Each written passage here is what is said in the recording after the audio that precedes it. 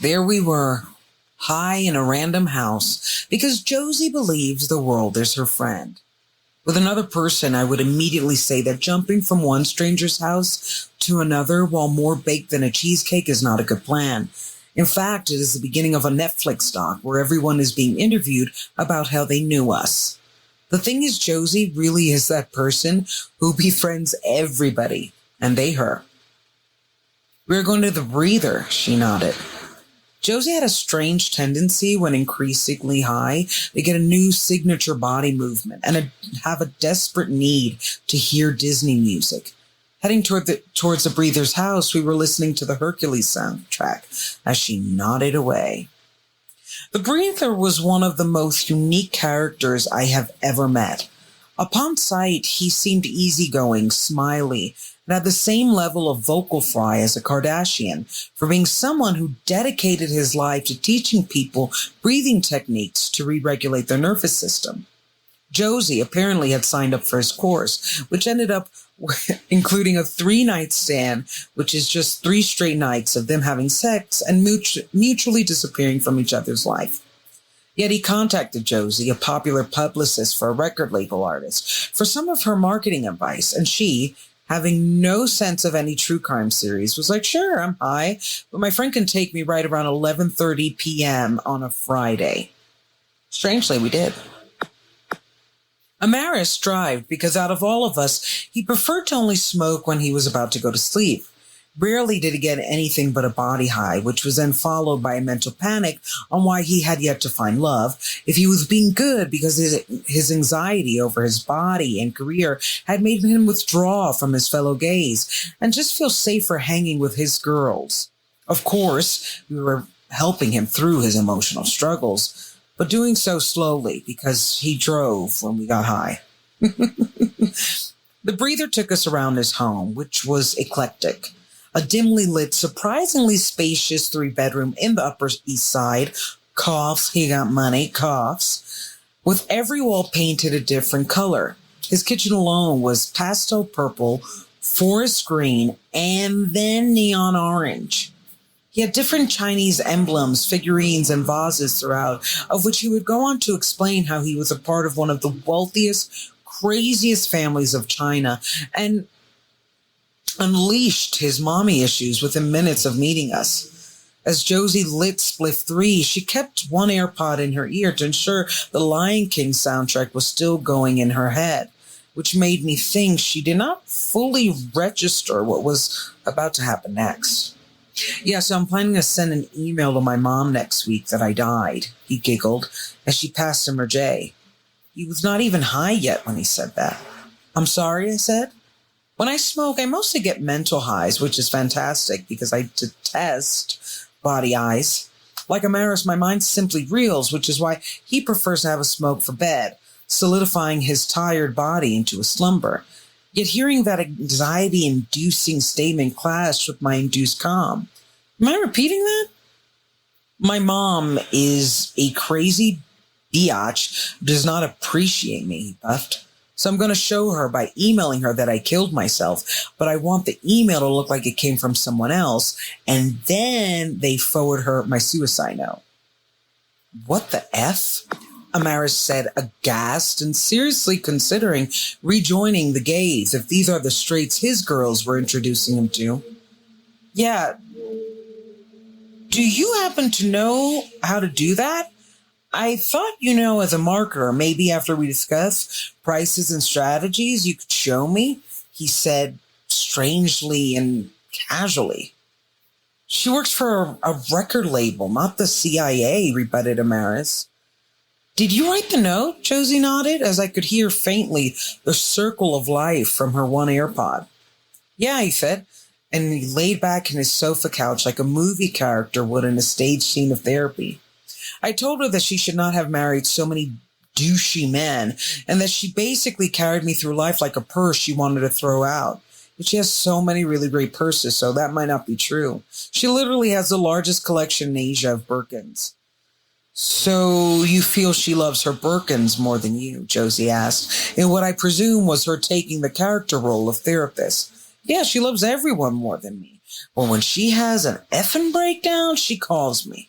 She's the reason I breathe, he sighed, while looking at the beige roof and chandelier of glass-shaped samurai. I don't think you should do that, I announced very loudly, like a woman running through mist trying to find the nearest gas station, except the mist was my own high, and the gas station was the last bit of logic left in me, saying this man was stupid. Why would you want to make her cry or not cry? How is that going to help you breathe better? I asked sincerely.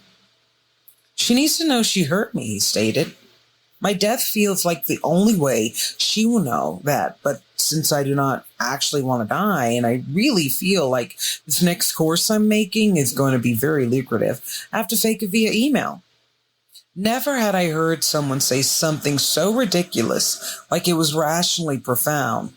Yet I also cannot judge him, even if I did. When we have an abusive parent, as he claimed his mother was, often you dream about dying. You imagine your funeral and them coming, absolutely remorseful and regretful that they did not treat you right. Even in my head, I imagined my death would be when my dad loved me. But upon our last visit, he even forgot I tried to end my own life. That was one of the most hurtful notes of his departure. The realization that, like in life, in my death, he would move on and not really notice me, because he never cared for me. I looked at the breather with pity for his excited derangement. On one hand, he was planning bigger moves for himself that felt still too small for the biggest move he wanted to feel, his mother's care. Still wonder if he sent that email. I gotta ask Josie. Okay, so all these stories are true. I obviously changed names and a few details to protect the identities of us ultra-rich famous people, right? But, there's a little after note of the episode, which you can read on www.daddyrecovery.com, along with other stories. But I felt really bad for the breather. I thought it was such a weird... I understood where he was coming from.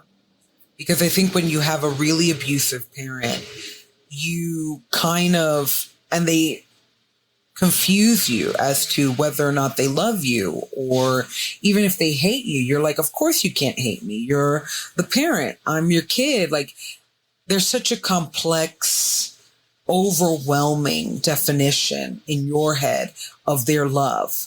It's either something you have to earn. It's something that's going to come back.